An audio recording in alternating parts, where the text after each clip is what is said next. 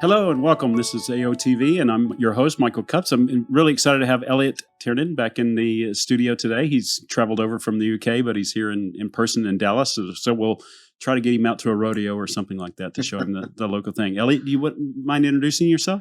Yeah, I'm Elliott. I've been with ActiveOps for just coming up 10 years now.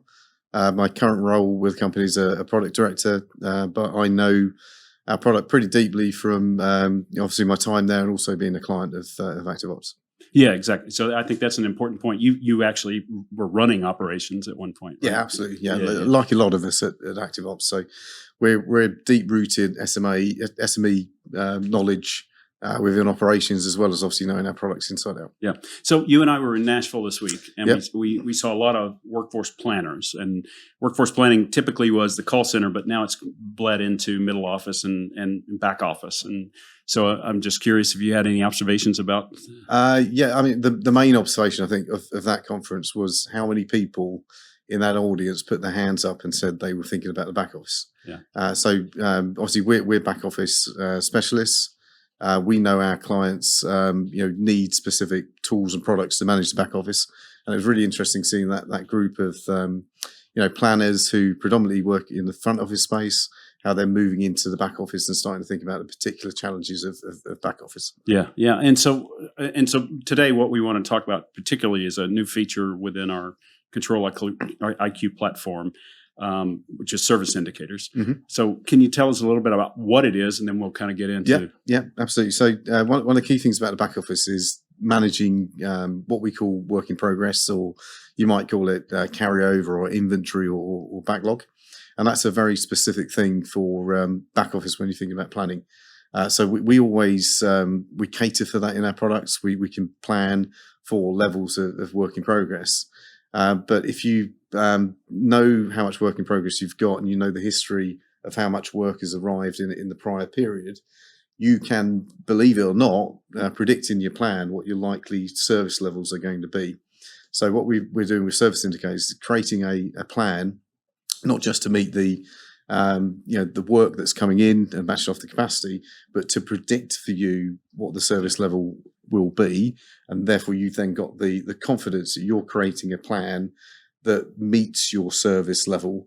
And importantly as well, I think we'll probably maybe get into a bit of is not just meet it. You don't want to over service as well, because that can be costly and wasteful in terms of resource. So let's just talk about that a little bit. The back office, front office, it's queue based, right? Yeah. It's the next person that calls in needs to get to the right agent. Yep. Back office is you said the word inventory, and that's what that is. And are companies looking at managing inventory? I mean, not every piece of work is the most urgent right away. And how do they do that? And it's interesting to call it inventory, because if you come from a manufacturing background, inventory is something that's got value, right? Yeah. And the valuable thing about inventory in this sense is that it can help you achieve a better level of productivity, because it doesn't all need to be done on the day that it arrives. Yeah. That means you can use that to spread out work across a period of time, make sure you keep people busy when there's less work coming through, but also not have to throw lots of overtime at a particular day to clear that work out. So managing what we call work in progress or inventory is really a key part of back office planning and management, and knowing how much you need to do on a particular day, and just importantly what you don't need to do, so you don't overdo it and overservice. And that's becoming, I mean, there's the labor market's challenging. And in the U.S. at least, particularly in insurance, we see a lot of retirements happening, which means that there's labor pressures to go hire new people. And so matching employees that have the skills with the work that they need to do on the right time for the customer is a challenge, right? Yeah, absolutely. And I think last time we spoke, we were talking about returning to office and how it's more difficult now than ever before to get the right type of people and the skills in the office. So using your service levels to just do the work when you need to do it is quite important in that respect, because you haven't got countless resources sitting around. We never had them anyway, but you've probably got less to play with in terms of resource now. So it's really important to do what you need to do, and not miss service. Yeah, absolutely, don't miss your service levels. But if, say, you had a 3-day SLA or a 5-day SLA, what you don't want to do is clear all that work on day one, Because you're going to have to hold the resource requirement a lot higher than it actually needs to be to do that work. Yeah, yeah. So tell us specifically, what are service indicators? They're widgets on a screen, or what are they? Yeah. So what we do is we create plans as we've always created plans. But the difference will be when our clients now go to the plan, when they open it up, it will profile for them what the starting inventory looks like in terms of age. Okay. Right. And it says, we'll make a prediction of how much work you're going to have, say, on Monday next week, and how much of that will be 1 day old, 2 days old, 3 days old. Because we know that information and we know what the service level is for that particular task, we can then predict what your service level achievement will be as you complete work throughout the week. Right. The other thing we do is, and the indicator part of it is to say, well, are you in service or out of service on a particular day of the work you completed? But also, what's your inventory levels look like? Are you carrying too much or not, or you've taken it down too low?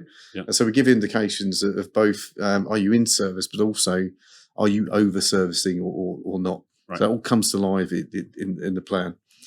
So you can probably tell I'm really excited about it. Yeah. So without that visibility, people just come in and just work what's in the next queue, right? Yeah, pretty much. Yeah, I mean, our clients are pretty switched on people. So what we're doing with planning, they will probably be trying to work out. Yeah. So how much work do I need to do on Monday, on Tuesday? What is a good level of inventory to manage to? They will probably be getting their calculators out and trying to work that stuff through. We're going to do that with ControliQ. So when they create the plan, they're going to have the option of saying, calculate for me that nice safe level of inventory that I can manage to, and keep me there throughout the week and tell me what the service level performance will be. Or we could say, create a plan that's going to clear any work that's out of the service level, plus the percentage I need to clear of the work that's on the service target in there. So it does all that stuff for you. Yeah. So effectively we get to that place where you create the plan, and the plan is there to say, if you do this, then you're going to be okay for service. Or if there are particular days within that week that you're going out, this is how you can manage to get back to where you need to be. Yeah. And so who's the primary observer of the service level? Is it frontline managers, backline? Well, it's a combination. It'll roll out. So certainly if I was creating a plan in an operation, as a team leader or a manager or a department manager, I'd want to know with some confidence, do these plans hit my service levels or not? I might also want to know, and let's face it, reality might be occasionally that plan is not going to meet your service level. Yeah. But we can tell you where you're going to be, and we can start drawing for you a curve that says, well, you're here at that point in time, and this is where you're going to progress to by a week or 2 weeks later, and this is the path you take to get back to where you want to go. And that's really, really important information. It's for everyone in the company. As a senior manager, I'd want to know that. But if I was a team member in the team, having the knowledge that actually what I'm doing is contributing to a certain level of service performance, or if we were in a backlog situation, this is how long as a team it's going to take us to get out of that. So all my good work and effort that's going in is really going to pay off, and I know what it feels like. That, as with everything we do, ActiveOps can help to sort of lift that morale around what can be quite a challenging environment for everybody. Yeah.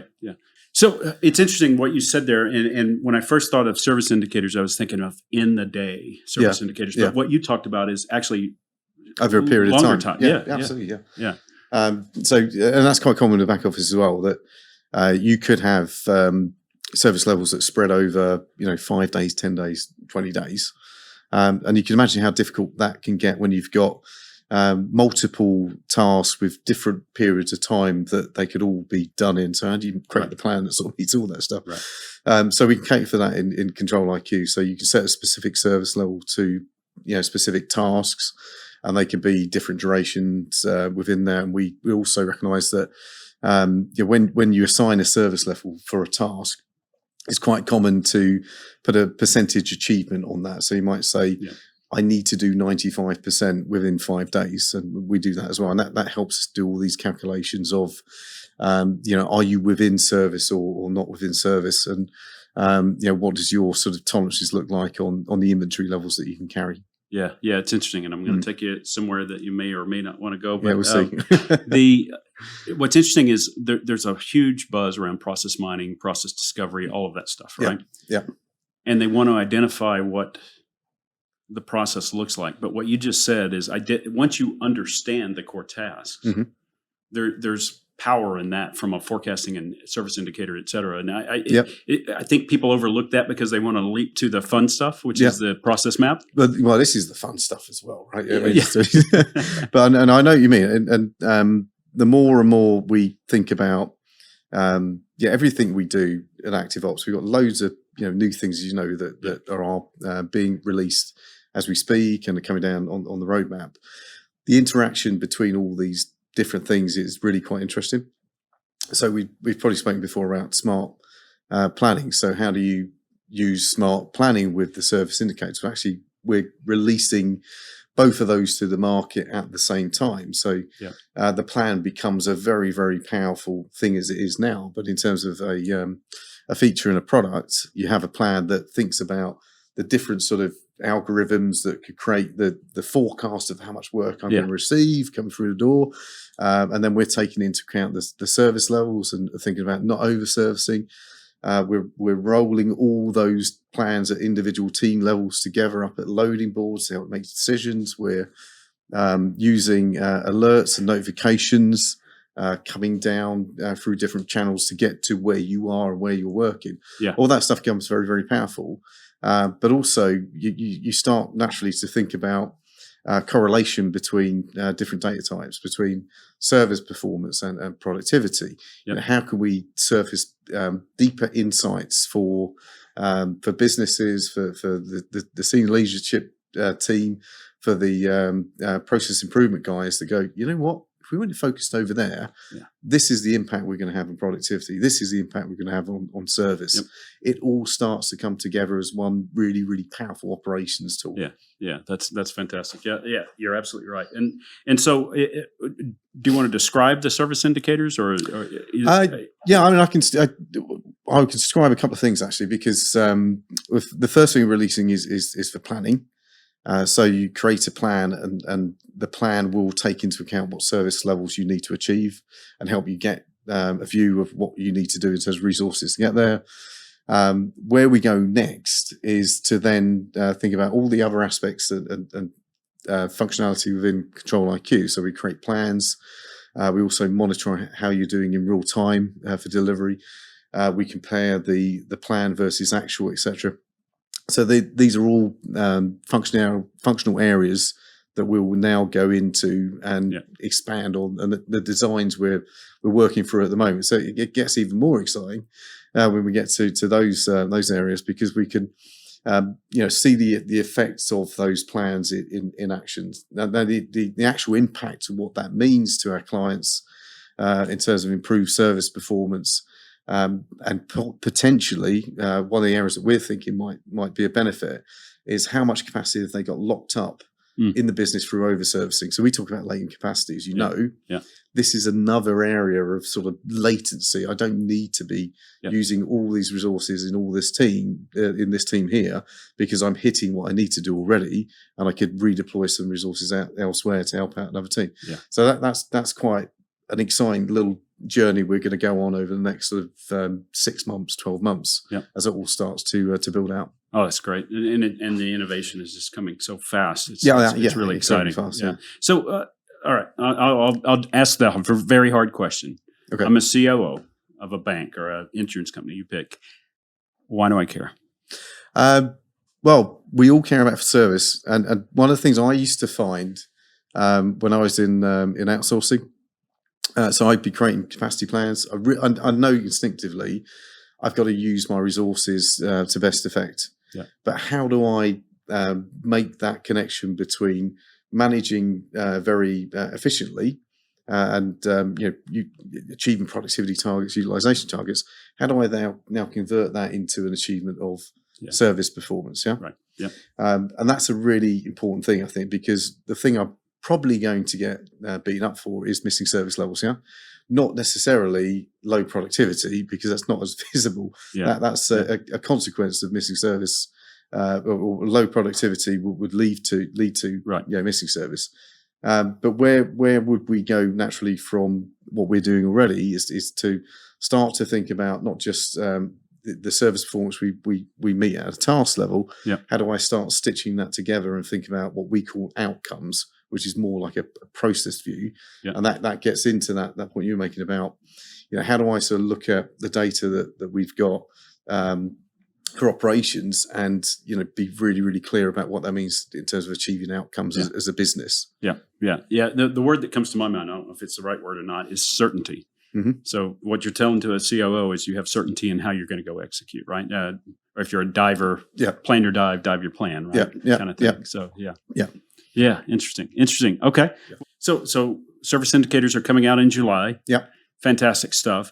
Customers should talk to their relationship manager about where their level is. Yes. And we're talking to a few of our customers right now.